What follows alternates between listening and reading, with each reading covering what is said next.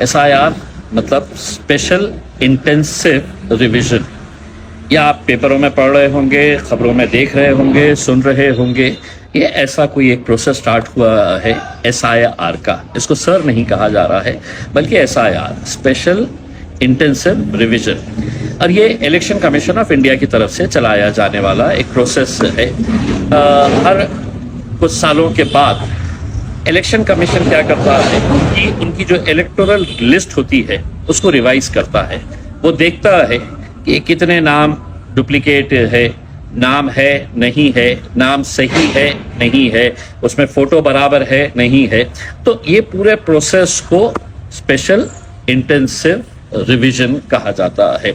Intensive का मतलब ये होता है कि बिल्कुल डिटेल में जाकर, अंदर जाकर पूरा रिवाइज करना। बच्चा जब पढ़ लेता है, साल भर पढ़ता है, तो माँ एग्जाम के दिन कहती है एक मर्तबा रिवीजन कर लो, यानी कि जो जो तुमने देखे थे, पढ़े थे, उसको एक मर्तबा रिवाइज कर लो। अब एग्जाम में बैठना है तो इलेक्शन कमीशन भी वैसा ही एक रिवीजन करने के लिए जा रहा है। अब ये प्रोसेस स्टार्ट हो चुका है। आप लोगों को बहुत जिम्मेदारी के साथ इसके अंदर हिस्सा लेने का है, क्योंकि आप जानते हैं कि हुकूमत कहीं ना कहीं किसी न किसी बहाने से CA NRC लागू करना चाहती है। ये भी समझ लीजिएगा एक तरीका ऐसा है कि वोटर लिस्ट के अंदर से नाम कटा दिया जाए करके उसमें।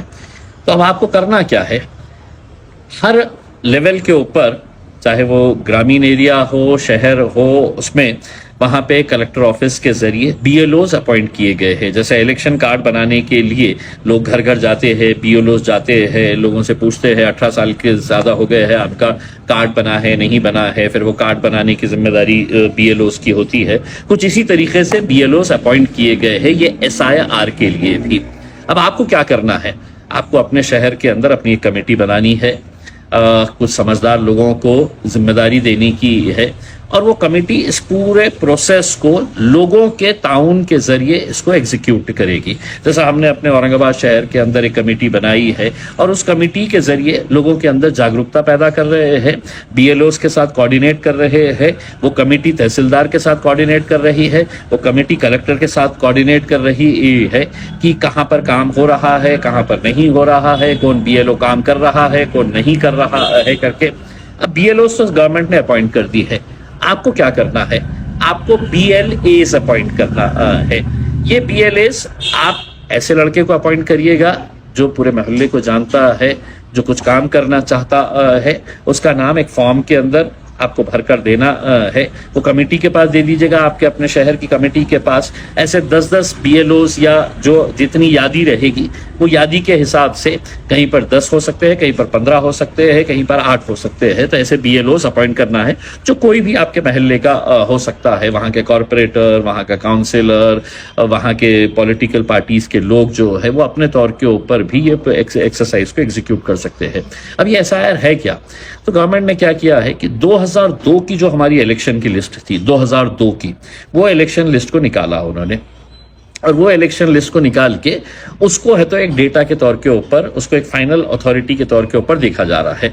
अब अगर 2002 के अंदर इम्तियाज जलील का नाम है तो वो नाम सही है क्या, इम्तियाज जलील के वालिद का, उनके वालदा का नाम है क्या, वो देखा जाएगा उसमें। अब अगर समझ लीजिएगा कि कोई पैदा ही नहीं हुआ था 2002 के अंदर, उसके माँ बाप थे, अगर उसके माँ बाप नहीं तो उसके दादा दादी थे, उसके नाना नानी थे, उनका नाम है क्या 2002 के अंदर। और अगर वो नाम मिल गया तो उसका जो एपिक नंबर होता है, उसका जो सीरियल नंबर होता है, वो पूरा है तो आपको वोटर लिस्ट 2002 की, जो आप है तो वेबसाइट के ऊपर से भी निकाल सकते हैं, वहाँ पे पहले ढूंढ लीजिएगा कि अपना नाम है क्या। अगर आपका नाम है तो बहुत अच्छी बात है, आपका नहीं है, आपके वालिद साहब का है, आपके अम्मी का है, आपके नाना का है, आपके दादा का है, दादी का है, नानी का है, तो ये नाम अगर मिल गया तो फिर नीचे है तो बाकी के नाम ऐड किए जा सकते हैं। अब होगा क्या कि BLO आपके घर पे आएंगे, BLO आपके घर पे आके है तो वो देखेंगे कि 2002 की लिस्ट के अंदर आपके घर में से किसी का नाम है क्या। आपको क्या करना है, तो आपके घर में जितने भी वोटर्स हैं उनके सबके वोटर ID कार्ड और उनके सबके आधार कार्ड है तो आपको तैयार रखना है। BLOs आएंगे, आपका देखेंगे ये नाम है करके। अब हो सकता है कि 2002 की वोटर लिस्ट के अंदर आपका नाम गलत है, और अभी की जो वोटर लिस्ट आई है, आधार कार्ड जो बना हुआ है उसके अंदर नाम अलग आ रहा है, ये सही नाम है, वो गलत नाम था उसमें। तो वो नाम को करेक्शन के लिए भी वो BLO आपको है तो वहीं का वहीं है, तो उसको फॉर्म के जरिए है तो वो नाम है तो करेक्ट भी कर देगा उसमें। तो एक ही प्रोसेस के अंडर आपका नाम अगर गलत था तो वो नाम भी है तो दुरुस्त हो जाएगा। साथ ही साथ अगर किसी का नाम नहीं है या आधार कार्ड के अंदर भी उसका नाम गलत आ रहा है तो आप क्या करेंगे? 2002 की लिस्ट के अंदर अलग नाम, आधार कार्ड के अंदर है तो एक गलत मिस्टेक है, तो फिर वो फॉर्म आता है, फॉर्म 8 होता है, वो फॉर्म 8 आपको भरना पड़ेगा।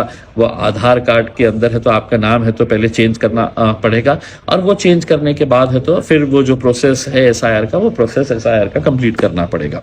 ये सब बातें मैं आपको क्यों बता रहा हूँ?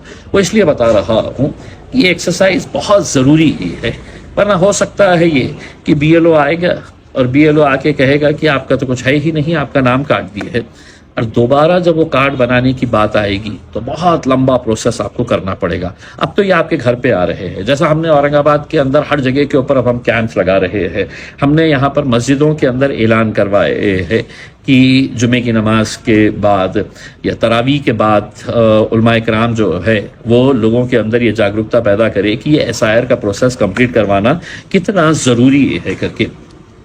क्योंकि अगर आपका नाम हट गया तो सिर्फ एक वोट नहीं हटता है, आपका अधिकार जो है वो अधिकार पूरी तरीके से ख़त्म किया जाता है। और हुकूमत जो है हमको वहीं पर ले जाना चाह रही है। हुकूमत जो है वो किसी न किसी तरीके से ये कोशिश कर रही है कि किसी तरीके से इनका नाम कट जाए, इनका नाम कट जाए, ताकि आने वाले वक्त के अंदर उन्हें आसानी हो सके है। हमें गफलत में नहीं रहना है, हमें पूरी जिम्मेदारी के साथ, और मैं इस वीडियो के ज़रिए तमाम शहरों में मजलिस के जितने ज़िम्मेदार हैं उन सबसे अपील कर रहा हूँ, अपने अपने तौर के ऊपर ये एक्सरसाइज शुरू करें, कमिटीज़ बनाए और कमिटीज़ के ज़रिए ये काम को अंजाम दे। अब ये बहुत बड़ी एक्सरसाइज है और वक्त कितना दिया गया है? 31 मार्च 2026, यानी कि मुश्किल से आपके पास 1 महीना है। ये 1 महीने के अंदर आपका वो मैपिंग करने का है। जो BLO आएगा आपके पास और BLO आके 2002 की लिस्ट के हिसाब से आपको मैपिंग कर देगा, आपका आधार कार्ड के साथ उसको मैच कर देगा। तो ये सिर्फ आपके पास 1 महीना है। 1 महीने के बाद फिर उसका सेकेंड फेज स्टार्ट होगा उसमें। लेकिन अगर आप 1 महीने के अंदर अगर अपनी मैपिंग नहीं कराए तो आप सेकेंड फेज के अंदर जा ही नहीं सकते हैं। फिर आपको इंतज़ार करना पड़ेगा कि गवर्नमेंट कब करेगी, कैसे करेगी करके उसमें। तो ये सब चीज़ें बहुत जिम्मेदारी के साथ आप सभी लोगों को करना है। यही अपील करने के लिए मैं आया हूँ कि SIR को आप सभी लोग संजीदगी से ले।